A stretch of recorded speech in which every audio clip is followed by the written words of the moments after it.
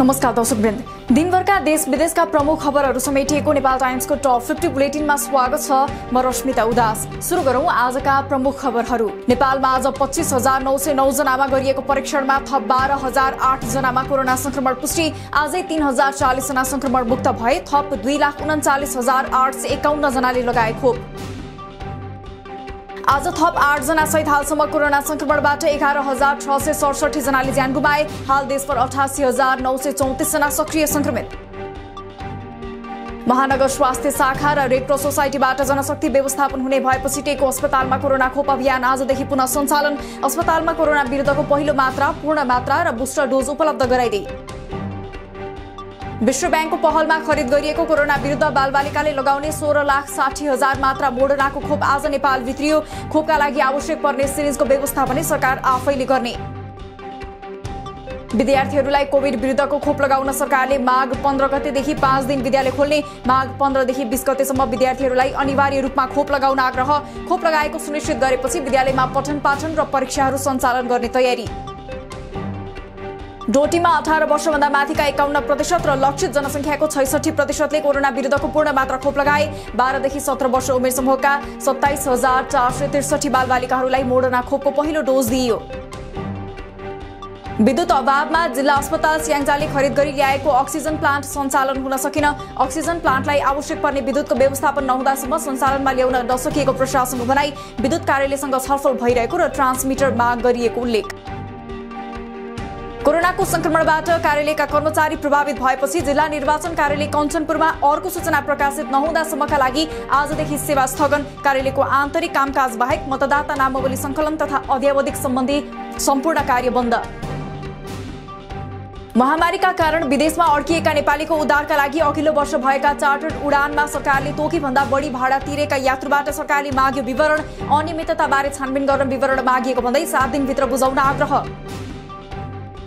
स्थानीय तहको निर्वाचन मिति यथाशीघ्र तोक्न निर्वाचन आयोगको सरकारलाई आग्रह। स्थानीय तहको निर्वाचनको मिति तोक्न विलम्ब हुँदै जाँदा निर्वाचन व्यवस्थापनको काममा समस्या पर्ने भन्दै सरकारलाई पुनः ताकेता। पालिकाको चुनावलाई लिएर सत्तारूढ दल नेपाली कांग्रेसभित्र 2 फरक मत देखिँदै गठबन्धन दलहरू पालिकाको चुनाव सार्ने गरी ऐन संशोधनको तयारीमा जुट्दा कांग्रेसको कोइराला समूहद्वारा त्यसको विरोध। चुनाव वैशाखभन्दा पर सारे संविधान नै धरापमा पर्ने कोइराला समूहको निष्कर्ष। संविधानले तोकिदिएको 5 वर्ष अवधिभन्दा कसैले एक दिन पनि थप्न नसक्ने एमाले नेता अग्नि खरेलको दावी। संविधान विपरीत चुनाव सारिए नसहने चेतावनी। अर्ली इलेक्सन वा तिनै तहको चुनाव एकैपटक गर्ने भन्ने कुरा चुनाव नगर्ने योजना भएको आरोप। भोलि हुने राष्ट्रिय सभा सदस्य चुनावको सबै तयारी पूरा। राष्ट्रिय सभाको 19 पदका लागि भोलि बिहान 9 बजेदेखि दिउँसो 3 बजेसम्म मतदान हुँदै 19 पदका लागि 43 जनाको उम्मेदवारी पर्दा कुल 2025 जना मतदाता। राप्रपाले भोलि बुधबार हुने राष्ट्रिय सभा सदस्य निर्वाचनमा प्रदेश 1 मा मात्र मतदान गर्ने। अन्य प्रदेशहरूमा पार्टीको उम्मेद्वार नभएकोले पार्टीका तर्फबाट प्रतिनिधित्व गर्ने मतदाताहरूलाई मतदान प्रक्रियामा सहभागी नहुन निर्देशन। नेपाल प्रहरीमा विशिष्ट श्रेणीको 3 वटा दरबन्दी थप हुने। एआईजी को दरबन्दी थप गर्न संगठन संरचना तथा व्यवस्थापन सर्वे गरेर गृह मन्त्रालयमा प्रस्ताव पेश। प्रस्तावमा प्रधानमन्त्री पनि सकारात्मक। प्रस्ताव मन्त्री परिषदमा विचाराधीन। नेपालमा भ्रष्टाचारको अवस्था यो वर्ष पनि अघिल्लो वर्ष जस्तै। ट्रान्सपरेन्सी इन्टरनेशनलले सार्वजनिक गरेको भ्रष्टाचार अवधारणा सूचकाङ्क रिपोर्ट अनुसार 180 देशमध्ये नेपाल भ्रष्टाचार हुने देशको 117औं स्थानमा। भुटानले 68, भारत र मालदिभ 40, श्रीलङ्का 37 अङ्कका साथ नेपालभन्दा अगाडि। 180 मुलुकमध्ये राम्रो सुशासन भएको मुलुकमा 88 अङ्कका साथ डेनमार्क, फिनल्यान्ड र न्युजिल्यान्ड। सबैभन्दा बढी भ्रष्टाचार व्याप्त दक्षिणी सुडानले 11 अङ्क पायो। अफगानिस्तान 16 अङ्कका साथ सबैभन्दा भ्रष्टाचार हुने मुलुकहरूको चौथो श्रेणीमा। भिजिट भिजाको दुरुपयोग नगर्न गृहमन्त्री बालकृष्ण खाँडको आग्रह। कडा निगरानी राख्न मातहतका निकायलाई निर्देशन। वैदेशिक रोजगारमा गएकाहरूमाथि बिचौलियाहरूले ठगी गर्ने गरेको भन्दै अनुसन्धान गर्न छुट्टै प्रहरी युनिट परिचालन गर्ने व्यवस्था गर्न श्रम मन्त्री कृष्णकुमार श्रेष्ठको आग्रह। युक्रेन पढ्न जाने नेपाली विद्यार्थीहरूलाई दिइने अध्ययन अनुमति पत्र हाललाई स्थगित गर्ने शिक्षा मन्त्रालयको निर्णय। अर्को सूचना नभएसम्मका लागि नो अब्जेक्सन लेटर दिने काम स्थगन गरिएको वैदेशिक अध्ययन अनुमति शाखाको भनाई। कोभिड संक्रमण तीव्र गतिमा फैलिरहेको परीक्षार्थीहरूको संख्या पनि बढी भएकोले सिटीभिटीको पनि सबै परीक्षा अर्को निर्णय नभएसम्मका लागि स्थगित। परिस्थिति सहज हुनासाथ 1 हप्ता वा 10 दिनको समय दिएर नयाँ परीक्षा तालिका सार्वजनिक गरिने। काठमाडौँ मेडिकल कलेज र विराटनगरको नोबेल मेडिकल कलेजलाई ठगी मुद्दामा कारबाही गर्न सत्तारूढ दल निकटका विद्यार्थी संगठनको माग।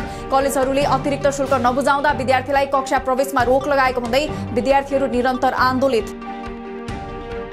बाँकी रहेका सबै विषयका परीक्षाको नतिजा तत्काल प्रकाशित गर्न त्रिवी अन्तर्गतको परीक्षा नियन्त्रण कार्यालयलाई शिक्षा मन्त्री देवेन्द्र पौडेलको निर्देशन। विद्यार्थीले चाहेको बेलामा नतिजा प्रकाशित गर्ने व्यवस्था अपनाउन पनि पदाधिकारीलाई सचेत। जनशक्ति अभावको कारण परीक्षाको नतिजा प्रकाशित गर्न ढिलाइ भएको परीक्षा नियन्त्रक पुष्पराज जोशीको जवाफ। विश्वविद्यालयको समग्र पुनर्संरचना गरेर अघि बढ्नुपर्ने योजना सुनाउँदै प्रधानमन्त्रीसँग छिटै परामर्श गरेर अघि बढ्ने मन्त्री पौडेलको भनाई। सुनसरीको बर्जु महोत्सवमा सुरक्षाकर्मीले बल प्रयोग गरेका कारण मानवीय क्षति टरेको सरकारी छानबिन समितिको निष्कर्ष। सुरक्षाकर्मीले बल प्रयोग नगरेको भए थप अप्रिय घटना हुन सक्ने र आगजनी तथा तोडफोडको घटना भीडको मनोविज्ञानकै कारण भएको निष्कर्ष। गैराती बाराको आदर्श कोतवाल गाउँपालिकामा बेहुला लिएर निस्किएको रथले किचेर 2 जनाको मृत्यु, अन्य 13 जना घाइते। घाइतेमध्ये 6 जनाको अवस्था गम्भीर। जन्ती जानु अघि स्थानीय मन्दिरमा पुगेर फर्किने क्रममा रथ अनियन्त्रित हुँदा दुर्घटना भएको प्रहरीको भनाई। रूपन्देहीको देवदहको घोडाहा जंगलमा एक महिला र अन्दाजी 7 वर्षीय बालिकाको शव फेला। शवको प्रकृति हेर्दा बालिकाको घाँटी रेटेर हत्या गरेर फालिएको र मृतक आमा छोरी हुन सक्ने प्रहरीको अनुमान। शवको पहिचान हुन बाँकी। अनलाइन मार्फत अमेरिकी डलरको अवैध कारोबार गरेको आरोपमा 4 जना विरुद्ध उच्च अदालत पाटनमा मुद्दा दायर। अभियुक्तहरूले ई-स्किल र बिनान्स एप मार्फत रकम लोड अनलोड गरेर डलर सटही गरी ब्याङ्कबाट 37 करोड 64 लाख 11,000 रुपियाँ लिएको राजस्व विभागको भनाई। चितवन राष्ट्रिय निकुञ्जको मध्यवर्ती क्षेत्रमा गैडा मरेको विषयमा छानबिन गर्न सरकारद्वारा 5 सदस्यीय कार्यदल गठन। घटनाको यथार्थ विवरण र सडक निर्माण गर्दा भएको वातावरणीय अध्ययन प्रतिवेदन स्वीकृतिको अवस्थाका साथै लापरवाही भएको पाइए सुझाव पेश गर्न निर्देशन।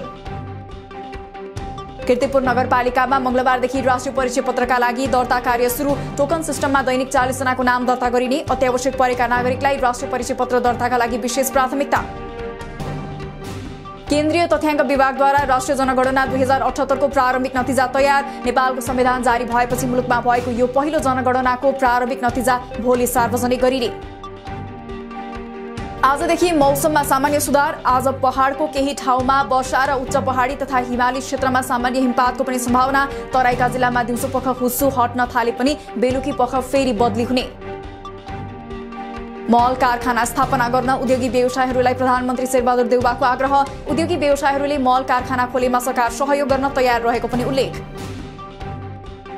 सरकारले बुधबारदेखि देशभरका भन्सार कार्यालयहरूमा एक द्वार प्रणाली अनलाइन पूर्ण रूपमा लागू गर्ने। निजी क्षेत्रको सहकार्यमा अब निर्यातलाई प्रवर्धन गरेर मुलुकलाई आत्मनिर्भर र उद्यमशील बनाउने गरी काम गर्नुपर्ने नेपाल च्याम्बर अफ कमर्सको सुझाव। कोरोना महामारीसँगै बजारमा दैनिक उपभोग्य वस्तुको अस्वाभाविक मूल्य वृद्धि। औषधि, दाल, खानेतेल, चिनी, निर्माण सामग्री लगायतका अन्य दैनिक उपभोग्य वस्तुको मूल्य अत्यधिक वृद्धिले सर्वसाधारण मारमा। सोलुखुम्बुमा यस वर्ष अलैँची उत्पादनमा 17% भन्दा बढीले गिरावट। गएको वर्ष 84 मेट्रिक टन अलैँची उत्पादन भएको जिल्लामा यस वर्ष 17.85% ले घटेर 69 मेट्रिक टन मात्रै उत्पादन। विद्युतीय सवारीको कर कम गरिएपछि चालु आर्थिक वर्षमा विद्युतीय इलेक्ट्रिक सवारीको आयात उच्च दरले बढ्यो। महामारीपछि विद्युतीय सवारीको उत्पादन खस्किएका बेला नेपालमा माग अस्वाभाविक रूपमा बढ्दा आपूर्ति पनि प्रभावित। खाना पकाउने ग्यास आयातमा नयाँ रेकर्ड कायम भएको नेपाल आयल निगमको भनाई। सन् 2021 को डिसेम्बर महिनामा गत वर्षको समीक्षा अवधिको तुलनामा 8,995 मेट्रिक टनले धेरै 49,804 मेट्रिक टन खाना पकाउने ग्यास आयात। चालु आर्थिक वर्षको 6 महिनामा रसुवा भन्सार कार्यालय टिमुरेबाट 2 आर्थिक वर्षको तुलनात्मक रूपमा झण्डै 2.5 गुणाले बढी अर्थात् 4.5 अर्ब बराबर राजस्व सङ्कलन। रसुवागढी नाकाबाट निर्यात भने शून्य। सञ्चालनमा रहेका वाणिज्य ब्याङ्कहरूको खुदनाफामा वृद्धि। चालु आर्थिक वर्षको 6 महिनामा अघिल्लो आर्थिक वर्षको तुलनामा ब्याङ्कहरूले 7.70% ले बढी अर्थात् 33 अर्ब 46 करोड 71 लाख 94 हजार रुपियाँ कमाए। सुनको भाव आज तोलामा 500 रुपियाँले बढेर तोलाको 94 हजार रुपियाँ कायम। चाँदीको भाव भने 15 रुपियाँले घटेर प्रति तोला 1300 रुपियाँमा कारोबार। शेयर बजार परिसूचक नेप्से लगातार तेस्रो दिन आज मंगलबार पनि घट्यो। नेप्से आज 5.92 अङ्कले घटेर 2814.74 बिन्दुमा झर्यो। आजै 5 अर्ब 39 करोड 56 लाखको शेयर कारोबार। 3 स्टारलाई हराउँदै त्रिभुवन आर्मी आहारा गोल्ड कपको सेमिफाइनलमा आजको खेलमा 3 स्टार 1-0 गोलले पराजित। अब आर्मीले फाइनल प्रवेशका लागि आगामी बिहीबार मनाङ मर्स्याङदीसँग खेल्ने। पहिलो सेमिफाइनलमा बुधबार मछिन्द्र र एपीएफ खेल्ने। 5औं वरीयताका स्पेनिस टेनिस खेलाडी राफेल नाडाल अस्ट्रेलियन ओपनको सेमिफाइनलमा प्रवेश। मंगलबार भएको क्वार्टर फाइनलमा नाडालद्वारा क्यानाडाका डेनिस शापोभालोभ 3-2 को सेटमा पराजित। ग्रीसमा अलपत्र परेका 2 नेपालीको शव एनआरएनएको सहयोगमा नेपाल ल्याइदै। टर्कीबाट अवैध रूपमा ग्रीस जाँदा मङ्सिर पहिलो साता गाडी दुर्घटनामा परेर मृत्यु भएका रसुवाकी रमिला घरले र तनहुका बहादुर थापा मगरको शव परिवारजनलाई बुझाइने। अफ्रिका कप अफ नेशन्स अन्तर्गत क्यामरून रंगशालामा भागदौड हुँदा कम्तीमा 6 जनाको मृत्यु, केही घाइते। मृतकको संख्या बढ्न सक्ने। प्री क्वार्टर फाइनलको खेल हेर्न रंगशाला बाहिर भेला भएको भीड अनियन्त्रित हुँदा घटना भएको अधिकारीहरूको भनाई।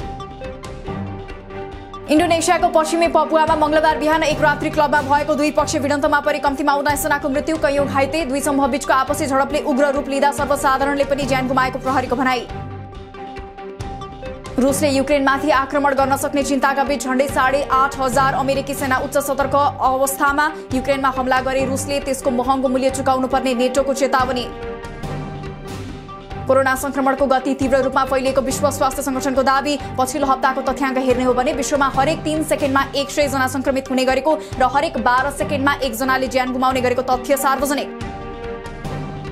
भारतमा केन्द्रीय सरकारले प्रतिबन्ध लगाएका र नवीकरण रोकेका विदेशी सहयोगमा सञ्चालित 6,000 एनजीओ बन्द हुने अवस्थामा एनजीओको तर्फबाट दर्ता भएको मुद्दामाथि सुनवाई गर्दै भारतीय सर्वोच्च अदालतद्वारा अन्तरिम आदेश दिन अस्वीकार।